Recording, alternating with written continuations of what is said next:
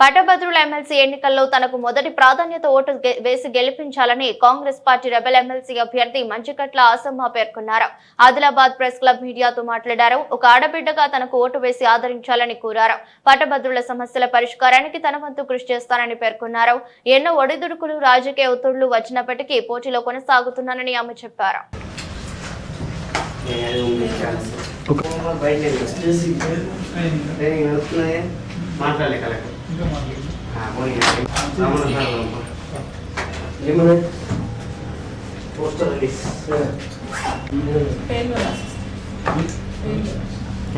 మళ్ళీ పెట్టవు దాంట్లో వాట్సాప్ పెట్టు.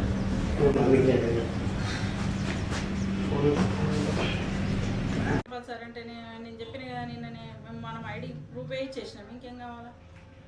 ఆదిలాబాద్ జిల్లాలో పట్టభద్రుల ఎమ్మెల్సీ నామినేషన్ వేయడం జరిగింది. ఎందుకంటే అసలు చరిత్రలోనే ఆదిలాబాద్ జిల్లా నుంచి మొట్టమొదటి నామినేషన్ వేయడం జరిగింది. మరి పట్టభద్రులందరూ కూడా ఆలోచించాలి. ఇది 15 జిల్లాలకు సంబంధించింది, 42 నియోజకవర్గాలు, మరి అదేవిధంగా 271 మండలాలకు సంబంధించిన ఓటర్లు ఉంటారు దీంట్లో. కాబట్టి పట్టభద్రులందరూ కూడా మేధావులు, మరి చాలా ఆలోచించి మరి నేను మంచికట్ల ఆశమ్మ పట్టభద్రుల నామినేషన్ వేయడం జరిగింది. ఖచ్చితంగా ఆదిలాబాద్ జిల్లా ప్రజలందరూ కూడా నాకు మొట్టమొదట ప్రాధాన్యత ఇస్తూ గెలిపిస్తారని చెప్పి ఒక మీ ఆడబిడ్డగా, మరి ఆదిలాబాద్ జిల్లా ముద్దు బిడ్డగా, మరి మీ పుట్టింటి బిడ్డగా నన్ను ఆశీర్వదిస్తారని చెప్పి మరి కోరుకుంటున్నాను. బరిలో ఉండడానికి ఎన్నో కారణాలు ఉన్నాయి, ఎంతో తెగింపు ఉంది, నా మీద ఎందరికో కక్షలు కూడా ఉన్నాయి.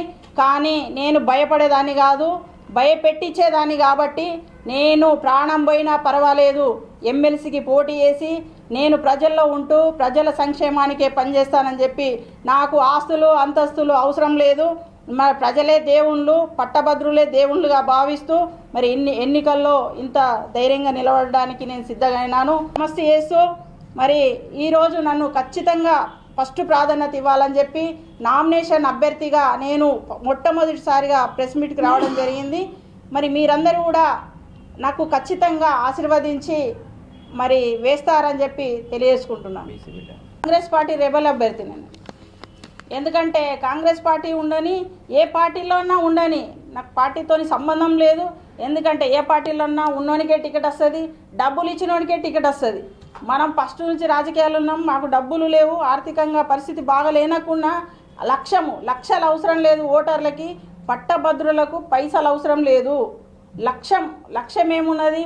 పట్టభద్రుల ఎమ్మెల్సీ ఎన్నిక కావడమే లక్ష్యం. లక్షలు అవసరం లేదు, లక్ష్యాన్ని చేరుకోవాలని పట్టభద్రులని మరీ రిక్వెస్ట్ చేస్తున్నాను.